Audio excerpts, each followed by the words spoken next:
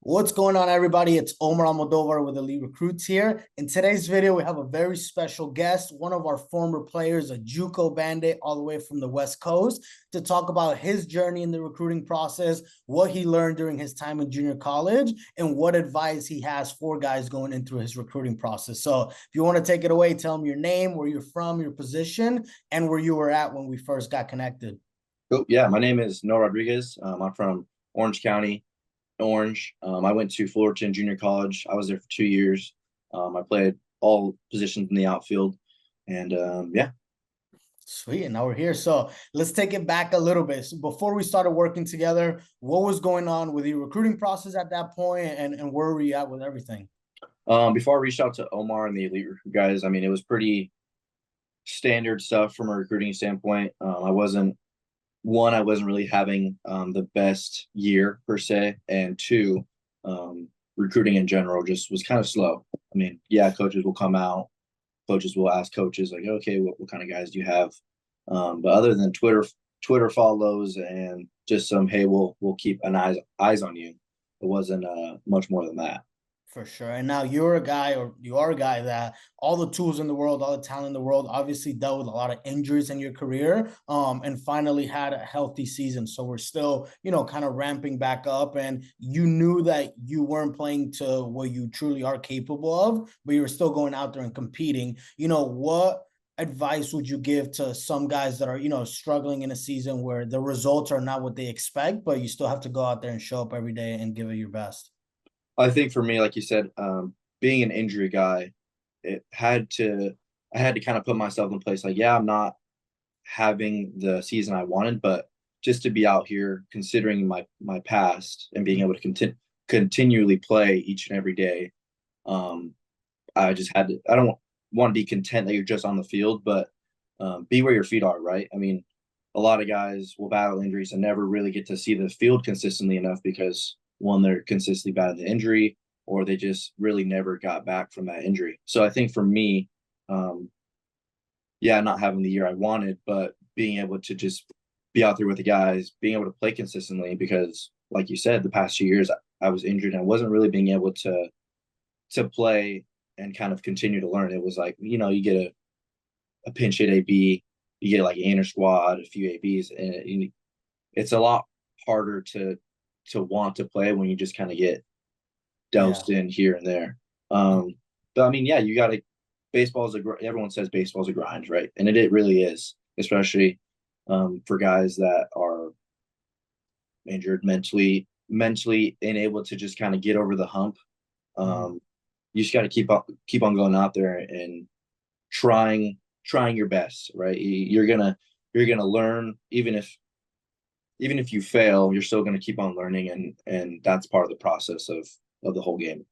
100%. And I think the biggest thing too is just understanding after missing a lot of time, yeah, sometimes you can come back and not miss a beat, but at the same time, the more at bats you have, and as you stack them up, the more you get back to who you really are, right? Maybe for you, that wasn't necessarily in the season, but then you went into summer and you had a great summer and arguably playing even better competition with wood bat. So now you're getting into a position where you get to head to school, feeling ready to go and really going in to have a year like you expected. So for you on the recruiting side of things, if you had to, I guess name one thing, what did you feel like was holding you back from, getting enough attention from coaches? Like, what did you feel like you needed help with when it came to recruiting?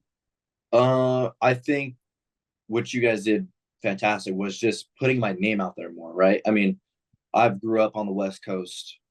I grew up on the West Coast. It's a niche environment unless you're going to the area code games, going to the PG events, and really forcing your name out there. And even then, it's really hard to kind of touch base with the East Coast, east of Texas. Um, so many schools out there just never see dudes from the West Coast because, well, they pick the best guys from the areas and their regions. Um, so I think recruiting wise, just getting my name out there and having a different set of eyes, which you and I talked about, like just getting out of my area and Right. getting new people to see me. I think when East Coast coaches see West Coast coaches, you kind of there's obviously a different kind of baseball, and it's just different set of eyes.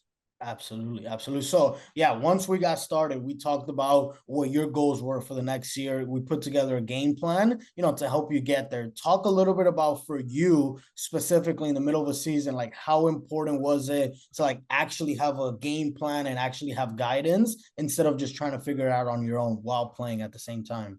It gives you a sense of confidence. It gives you something to kind of structure your plan, obviously structure your plan on.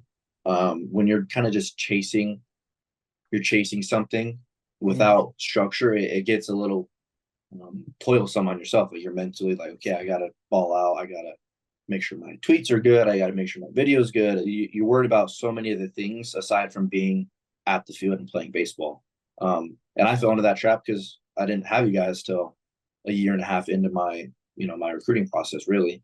And when you're really chasing something, and it's good to chase, like you want to have the drive, but when you don't have some sort of support or structure to what you're trying to do, it definitely creates mentally tiring, right? Like I said, when you're chasing something that doesn't isn't backed up and you don't have the support and while also trying to do something else, it for me at least, it definitely caused stresses on the field, which decreased my performance and it kind of puts you into a rabbit hole that you don't want to fall down into.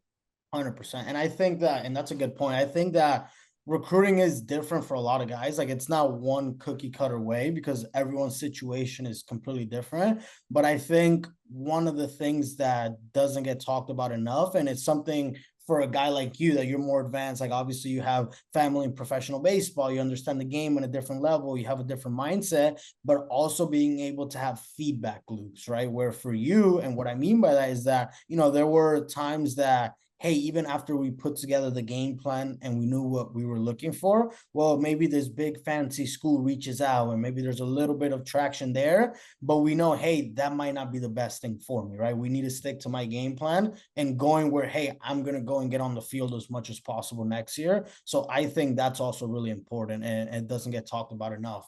Yeah. So a lot of players watching this, right? They might wonder like what it's actually like inside the program. How would you, from your experience, like describe the support, the communication, and just the overall guidance from elite recruits? It's great. Obviously, you need to keep in mind that Omar's got plenty of guys. It's not like he's waking up to a good morning text from you and going to send you, hey, like, have a good day, which he will. I mean, he's going to make sure that on the game days, hey, man, go get him. Like, we have a plan. Like, you know who you are. Go out there and perform. It really is a higher level of recruiting. I mean, obviously they're going to do their part, but you need to do your part from a standpoint of reaching out to coaches on your part and putting together a plan and doing your own research. And it's not just like, hey, here's 30 schools that you should go to. Obviously, he's going to give you some guidance on like you could go to this school. It's a good spot. This is what you're trying to get a major in. This is the type of baseball X, Y, and Z. But at the end of the day, you have to do some of the forefront work to make sure that his investment in you is worth it. And that's going to be from day one. He's going to make sure yes or no if he's going to keep going with you. Because at the end of the day, it's a partnership. You guys are working together. And at the end of the day, it's your investment too, right? You're trying to make sure that you're going to the best place with your best interest of time and making sure that your investment is safe. So it's really good. There's really good structure. He's got a team of guys that's going to help you. The resources that he sent me, I was blown away. That's not just me hopping on here as an elite recruit guy. I was telling some of my buddies, I'm like, oh my gosh, like how do you have all this stuff? And I was the same. I was like, dude, I don't know. They obviously put in the time, but I mean, through the process, you're going to have lists and lists of coaches that you can. It's on demand, and it's just your willingness to reach out to them. So all in all, they're going to reach out. Omar and the team, they're going to get you right. They're going to give you feedback, and they want you to be where you should be at. 100%. I think that that's a really good point, right? Because I try to be upfront and tell guys like, hey, like you said, this is a partnership, right? Don't expect that, hey, just because there's a transaction a component to it, that you get to sit back and relax and then somebody else Exactly. all the work, because at the end of the day, that's, feeding you instead of teaching you how to cook, right? And how to, hunt. At the end of the day, it's your career, right? So I can help you get there and guide you, but you have to drive the car, right? Because you're the one that's going to go play at that school. If you're willing to put in the effort, I'll go to the end of the road for you, right? And I'll stay up till midnight calling coaches, or, reach out to more schools that you're interested in. But I also have to see the effort on your end. And you're a guy that, like, you're a perfect description of that. So knowing that, like, what types of guys would you say that this program is for? And then on the other side, what types of guys would you say this is not for? So to preface it, Omar knows that I was a little hesitant. I mean, just recruiting stuff in general, like paying someone to help me get somewhere. And my dad just instilled to my dad, like, hey, if you're good enough, they're gonna find you. And we talked about enough, like in today's game, it's just harder to do that. Everyone's kind of doing the same thing. It's kind of okay, 3 seconds. Is it a good swing? Is it a bad swing? Boom, next feed. So I think for guys that want to be in this program, it's the best fit for guys that want to have a good scope of the nation of baseball. I mean, you're going to have people all over the East Coast. I had guys hitting them from the Midwest. Obviously, I'm already on the West Coast. So it's really going to be for guys that, like I said, want to work for something that they want, but have verified people reach out for them and get information and just put your name on their radar. I think for guys that want to just kind of pay to go wherever they're going to go, this isn't the right fit for you. It's not going to be just, hey, Omar said I should come here. Can you give me a spot? He's definitely going to reach out and be like, hey, he has the tools. But if you want to just say, hey, I want to go to Texas, I batted 150. Omar said I could come because he knows the assistant coach. It's not like that at all. You're still going to have to do the right things, be a good person in general, because that's what baseball's about, being a stand-up teammate, a stand-up guy. So I think if you really want to be a part of something that's going to stamp you as a good person, a good ball player, and being where you want to be and being where you are, being where your feet are, you should definitely be an elite recruit. 100%. And I think that, like, that's a really good point, right? That I told you from the very beginning, like, it's not just about the type of player you are, but the type of person, right? Because just because you're a good player and you have these numbers doesn't mean that I can still vouch for you at that school, because a culture fit, character, everything, like, all of that plays into it. And that's super, super important. So another good point that you make, and I want to ask you, were you unsure at first, right, about working with somebody online that you had never met before, or paying for recruiting help? And ultimately, what changed you and your family's mind? Oh yeah, I mean, like I said, I was completely the Big. whole family was complete. I'm not against it, but definitely hesitant of the fact of like, hey, we're gonna try and get you. We're gonna pay and try to get you recruited and get your name around. Because I had talks with another recruiter that some of my other buddies used, and we were just unsure, like, okay, you're gonna pay for this. What are the odds? And blah blah blah blah. Definitely hesitant. Obviously, like you said, we never met before, just Mhm. kind of through social Across the media. country, across the Um, country from each other.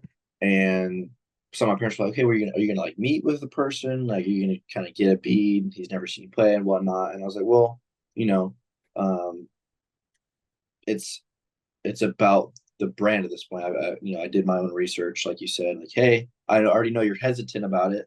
Do your own research. I understand if you're not the right fit for us, but we're still gonna root you on." And that I want to go back to that actually. He said on our first kind of introduction talk, like, "Hey, I understand you're already kind of hesitant at the call of our services and stuff, but um, if you reject us or kind of say, hey, we're going to move forward with something else, no hard feelings at all. Like, it's your decision. It's a business. Still going to root for you in a way, but obviously, it comes with the services and whatnot. But there's never a hard feeling of like, hey, it's just not going to work out for me. And through the process of kind of being hesitant, even at the start of it, there was a slow transformation. Like, okay, he's doing what he's saying. He's giving me all the resources. Like, this is the real stuff. Like, I gotta keep on doing what I'm gonna say, and obviously he's gonna do what he's gonna do.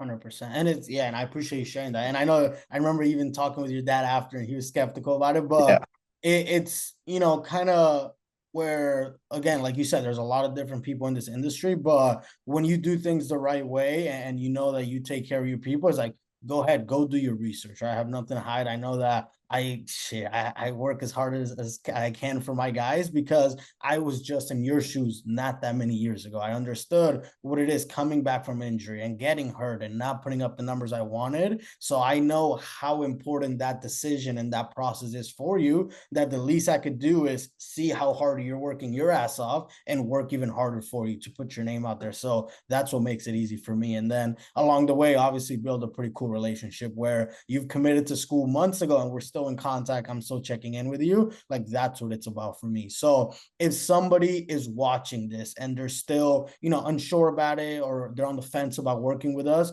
what would you tell them? I would tell them that if you're really serious about trying to get your name out there, that's the biggest thing right now. Just getting your name out there to different people, and having a reputable amount of people kind of stand behind you. This would be the service they're gonna. It's not just a recruiting service. He said that he's got mental coaches. He's got guys to just talk to you. It's not just a, hey, I'm gonna send you my stuff. Can you just send it to me? And it's the phone. The phone is dead. We spoke. We spoke plenty of times of just normal stuff, from For sure. school to just baseball in general. It's not just a hey, this is only baseball. It, like you said, it's a relationship that far passes just getting you to a school. So I mean, if you want a relationship that's going to be continuous, and let's just say you get to your one school and something doesn't work out, like it's not just a one time, it's not a one time thing. So once Yeah. you're in the family, you're with the family. So yeah. 100%.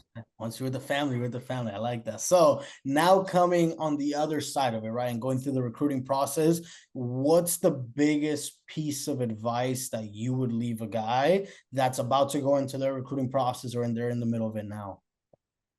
I would say keep all your doors open. I think so many people now are so set on like one school, two school, three schools, that you never know when the coach from the Division 3 might be the Oregon State head coach, and a year later you want to transfer, and that's where you really want to go, and you already burned that bridge. I think that maintaining relationships in this game is going to take you forever. You might play with a dude from your travel ball team when you were 12, and he's now the head coach of the A's. Like you never want to burn bridges in this game. Recruiting wise, it goes the same way. You always want to make sure that you have a good image. Your reputation is never tarnished by the way you respond to a coach, or just kind of ghost them. Coaches talk, and it's true. It's very true. You have a JUCO coach, an NAIA coach that's close with a Division 1, and everyone talks, man. You want to make sure that you're a stand-up player, and that everyone knows that when they talk about you, aside from just baseball, they know that you're going to be a good kid, and they can kind of mold you in as they need to. So keep your doors open, and just be a good person. 100%. And I think that that's the perfect thing to say, because if you're watching this and that message resonates with you, then you're the type of person that I want in the program. If that doesn't really sit right with you, then that's completely fine, but that's not the person that I want to represent, right? Because like you said, it's much bigger than that one next school that you're going to. Even the schools that you play against, how you treat those coaches, that coach might be able to call a scout for you down the line, or might answer a call from a scout down the line for you. And what is he going to have to say? So I think that's huge. But that's all I got for you, dude. Like I think you crushed it. Everything you said was 100% accurate. Now you're headed off to Savannah State, my alma mater, to go play, go win a championship. If any guys out there want to, maybe follow your journey or maybe reach out for advice, where can guys find you on social media? On social media, you can find me. My Instagram is Noah.Rodriguez_. It should probably pop up after after you type in my name. Not that I'm huge or anything, but Not yet, not um, yet, not it should yet. pop up under that. Twitter, you can follow me at Noah C Rodriguez. I don't really post on there aside from just baseball stuff. And yeah, if you want to follow me along the journey, I might even start a TikTok, do a little day in the life here and there. Hey, We'll see. Savannah's a great city for that. I tell you that. We'll see what happens. But yeah, man, to the recruit, to the player that sees this, good luck in your journey. If you decide to, continue your journey with elite recruits, nothing but good time. So good luck to you, and hopefully see you in the league one day. Yes, sir. Likewise, man. That's all I got for you today. I appreciate you sharing your story. And if anybody wants to follow Noah in his journey, he's going to be in Savannah, Georgia next year, hopefully winning a SAC championship soon. Yeah, let's do it.